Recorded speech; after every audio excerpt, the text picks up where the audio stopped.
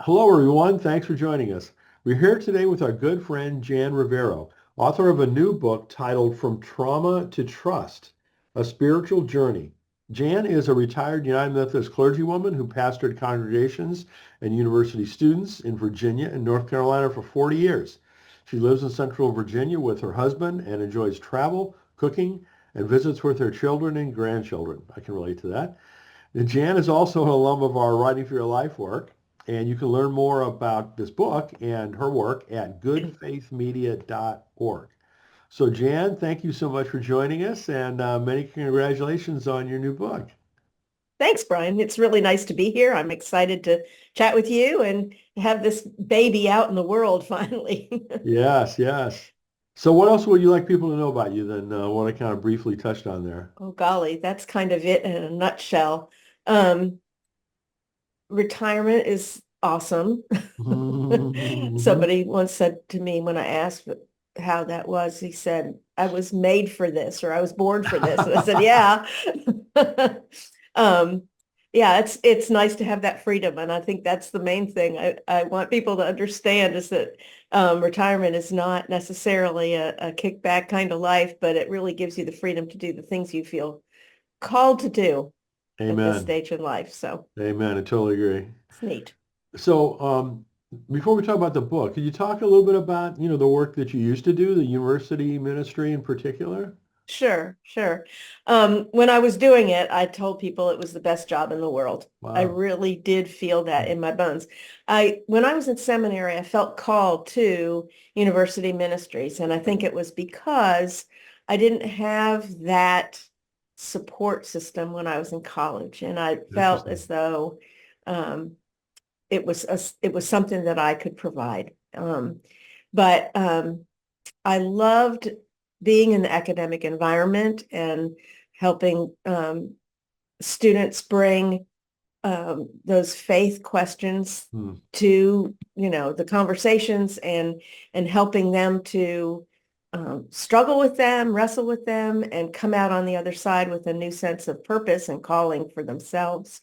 I think one of the most meaningful things that I did was small groups with students around their sense of vocation. Hmm. And Cool. I watched students who came in all ready to be doctors, or lawyers, and they came out and they ended up being social justice advocates or Hmm. teachers or Hmm. principals. But I really sense from some of those former students that their lives are very fulfilling and they're Hmm. doing what they were supposed to do. So that's the wonderful thing about campus ministry and working with students is you're there at such a formative time It- and walking with them through a lot of trauma. yeah. Students are losing grandparents and coming to terms with their sexual orientation and wrestling with their parents about the way in which they're going to, find their career path or whatever. So it was a very meaningful time. It's an incredibly important time for people, right? Yeah, And very challenging, as you said, because, yeah, they've got a lot coming at them from different directions that they haven't dealt with before, generally, right, right? And right. so, you're not prepared, you're not experienced, and you're, trying to figure it all out. It's not an easy time. So, I mean, to be able to provide support to folks in that stage of their life, I think it's just really important.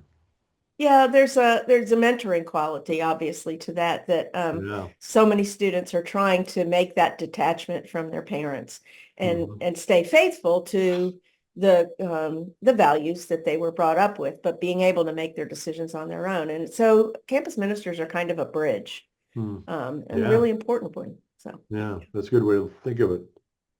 So let's talk about your book. As I said, the title is From Trauma to Trust, A Spiritual Journey. So what drove you to make all the effort to write a book? Well, as I outlined in the prologue, there was this moment when I realized that that my story was bigger than some sweet devotional, and that I really needed to bring together the rest of my story.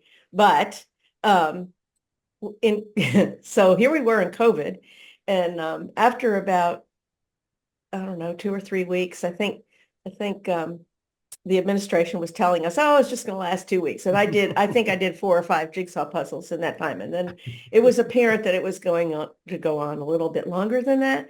And I thought, I can't do this for, for who knows how long. And I thought, well, maybe I'll start writing. So Mm. I sat down and started hashing out this book. I enrolled in a couple of online workshops that were really helpful, and I just kind of hit the gas pedal and went for it. It took almost 4 years. Wow.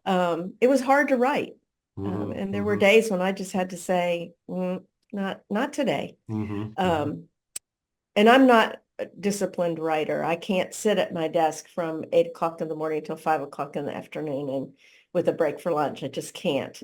And I mean, I couldn't do it anyway, but I think that the subject matter made it even Hmm. harder. Um, but yeah,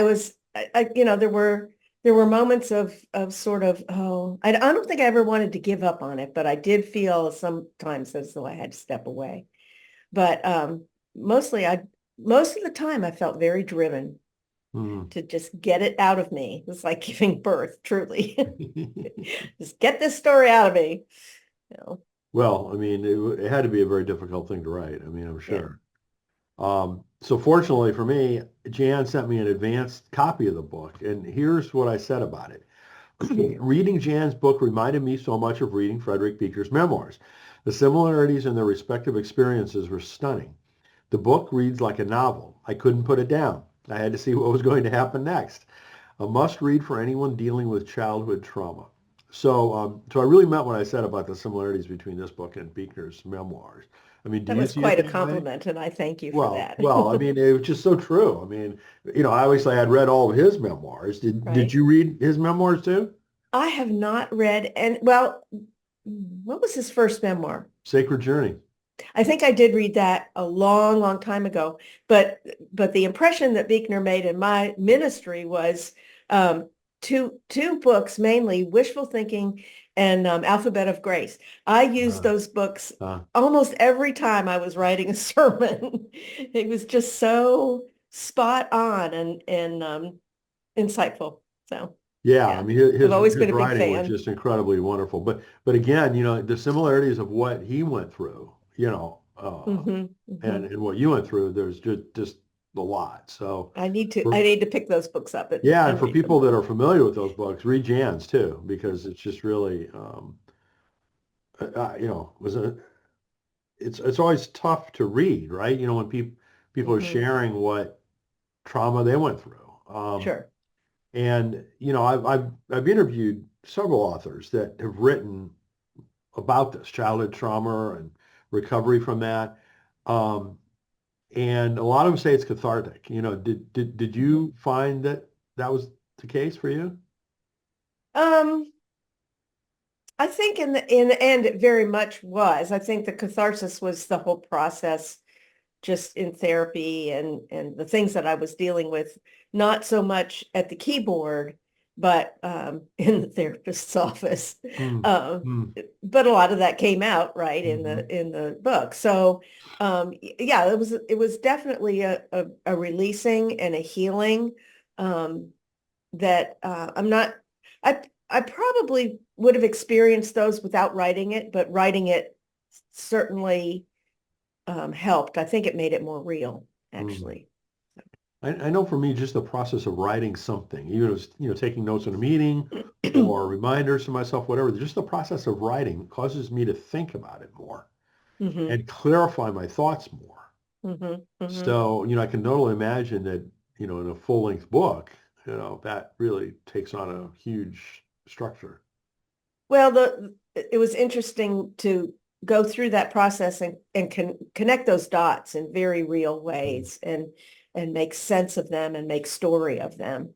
Um, yeah, it's a good process. So as I mentioned, it felt like a novel to me. So Mhm. did you like actually study fiction writing before you wrote this? Never, Never? never. Really? I never took I've taken two writing courses. One was in college and it was basic primary writing. And my takeaway from that was I use too many words. And and my second course was a sermon writing course in Mm, seminary, and that's it. And this was a whole lot different than writing sermons. Um, yeah, I've discovered that writing sermons is probably one of the easiest writing disciplines. As much as I struggled with it, I think it was easier. interesting. It's certainly easier than writing children's books. But Yeah, I believe that. So, so no, I never took a novel writing class. that's just, do you read a lot of novels? Um, I do, but I didn't read a whole lot of novels before I retired. I Huh, spent a lot of time reading, religious books. sure, sure. So I haven't read so many until I retired. And since then, I've just become this sort of voracious reader. And I read all the things, not just fiction. Okay, okay. So, we talked earlier about, your experience with university ministry. Did you find that your own experiences, particularly the trauma-related experiences when you were younger, helped you in terms of your university ministry? Um, Not consciously. Hmm. I think one of the things that I've come to understand about myself is that my childhood experiences provided me with a sort of an inclination to be more um, compassionate and empathetic Hmm. than I might have been otherwise. Hmm. But I don't have um, any real sense that the trauma of childhood um, helped me much, except Hmm. I did have, over the course of my ministry, we had one student very active in our ministry who committed suicide. Oh my. And that was obviously a trauma for everybody. But because of my own personal experience with suicide, I felt very, um, I don't want to say ill-equipped, but I just wasn't, I knew I could not be fully present to the students in ways that would be helpful because I had some self-care that I needed to Hmm. tend to. So I called in a friend who was a grief Hmm. counselor, and she was really there to sort of take that lead. And then, of course, mental health, the student mental health services descended, and Hmm. so we had a lot of support during that time. But that was probably Hmm. the one moment when the trauma sort of went, oh, I see what's happening here, and that the way it was impacting me. Wow. Wow. So I'd like to read from one of the endorsements of the book. This is from Reverend Charlene Kammerer, who says in part, I love this book and the woman who emerged in its telling. The courage it took to write it and offer it to others is absolutely inspiring. So I'd like to ask you about a couple of different aspects of what she said. One is the woman who emerged in its telling. So do you feel that writing the book changed you that much? Um, I think it made me more transparent. Hmm. Certainly more vulnerable. There was a lot of feeling of vulnerability when this thing finally got released. Hmm. Actually, even before that, when I sent it off, I was like, oh my God, somebody's going to read it. Um, Hmm. but yeah, I think the transparency, more authenticity, Hmm. um, Hmm. uh, and I feel more gentle in the Hmm. world than I used to. I think I tried to lead a very controlled life, and maybe I don't do that quite as much as I used to. Interesting. Interesting. So the other part she mentions inspirational. Did you kind of like concentrate on making it inspirational, or was that just a natural outcome of, your story? I did not think about it being inspirational at Really? all. Wow. I mean, I tried to um, be conscious. I mean, well, let me say this. My upbringing in the United Methodist Church is just at the core of my being. So I couldn't really separate myself from that. But my spiritual journey is so um, sort of out of step with the traditional ways that we think of spiritual journeys. Mm, Um, so that I wasn't conscious of inspiring. What I was conscious of was giving the reader perhaps another way to look at their own spirituality. mm, Now, if mm. that, I guess that could be inspiring to some people. Um, so Interesting, yeah, interesting. We've all got our own so diverse journeys, don't we? I mean, we that's do, the thing that we do. is so fascinating to me, and like all these interviews with authors that I've done that talk about that. Yeah, in the process of writing, one of the workshops I took was um,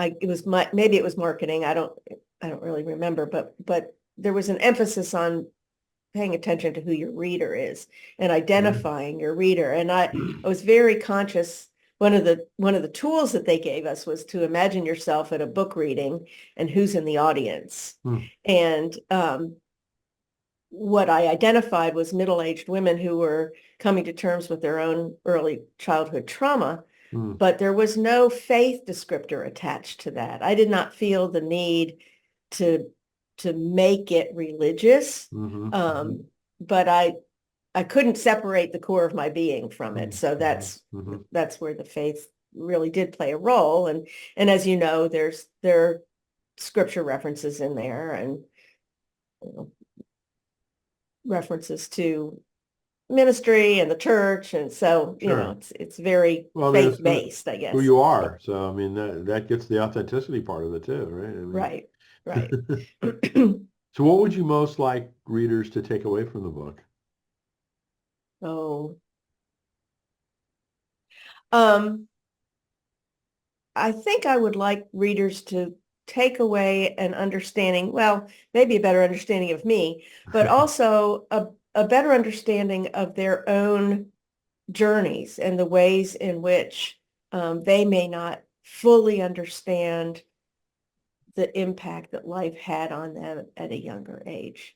I Mm, think I think so many people are wounded at such an early age, and we don't even recognize it mm, um, mm, because it's scary to really pull that stuff out of the past, and mhm, you do have to ask yourself if it's worth it. And um, one of the benefits for me was that all the primary characters in the story are deceased, and so mm, I didn't have to check my reality with anybody else. But um, mm, but the other side of that is that there's no real opportunity for reconciliation, mm, um, and so that's an internal path that has to be taken mhm, alone. mhm, mhm. Um, but yeah, now I've forgotten the question.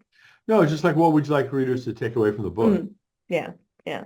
Well, I think that's it, to be able to come to terms with your own trauma and determine a path for reconciliation if Hmm. that's possible. Hmm. Yeah. hmm Back to Buechner for a moment. In his fourth memoir, it was completely different than the first three. Hmm. And a big part of it is him imagining conversations with people that had passed away, Hmm. prominent people in his life, like his grandmothers, Uh-huh. Uh-huh. that had passed away by the time he wrote that book. But he was basically imagining conversations today with them. I'm So I don't really know gonna if have that to look at helps. that one.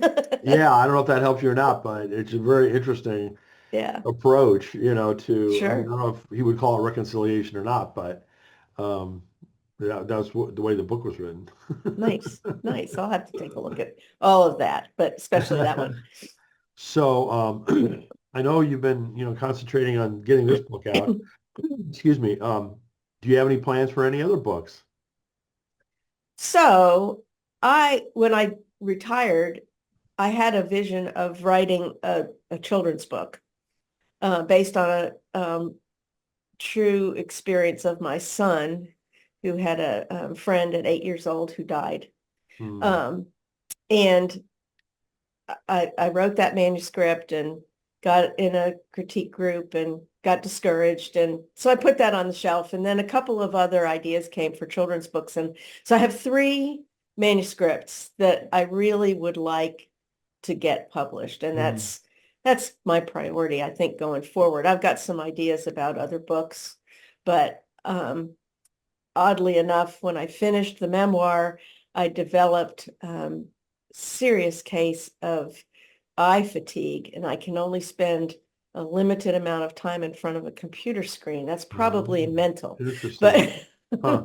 but it takes, as you know, it takes a lot of time and effort to get a book out to query and find people to send it to. And so I Sure. just haven't done that yet. Mm, mm, And I hope I'll get it done because all three of those books are, I think they're, the stories at their core are pretty good.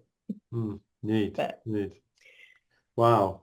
Well, good luck with that, Jan, and good luck with this thanks. book. As I mentioned, Trauma to Trust, a spiritual journey. Check out goodfaithmedia.org. And Jan, thanks so much for all of your work. Can I tell you one more thing? Because it was on your list of Ah, questions, and I had to just do this research because I wanted to tell oh, you. sure. It was about it was about, I think the question was other books that influenced my writing of this Oh, book, okay. something along that line. And there were two that I really wanted to mention. Okay. One was, and this was the first one that kind of got me thinking, um, was Educated by Tara Westover. Hmm. And it's the story of her growing up in a tremendously horrific, dysfunctional family. Um, and mine didn't even compare to that, and it's a beautifully written book. The other one is The Glass Castle by Jeanette Walls, Hmm. which I've read multiple times and have met with the author, and I just adore her. And both of those stories, she grew up with an alcoholic father and an odd childhood. But both of those books were really important. And the other author that has impacted me in incredible ways was Barbara Brown Taylor, Hmm. whom I met at the Writing for Your Life conference that I went to in Nashville years ago. Okay, sure. But her book, Leaving Church, which I read long before I met her, um, was very inspirational to me in terms of looking at my ministry and my relationship with the denomination and how to move forward with that. It was very important. So just want to Oh, throw that I in get there. it. I get Thanks. it. All right. Well, again, Jan, thanks so much for your book. Thank you, Everyone, please Brian. check it out and best wishes with it. Thanks. Joy to be with you.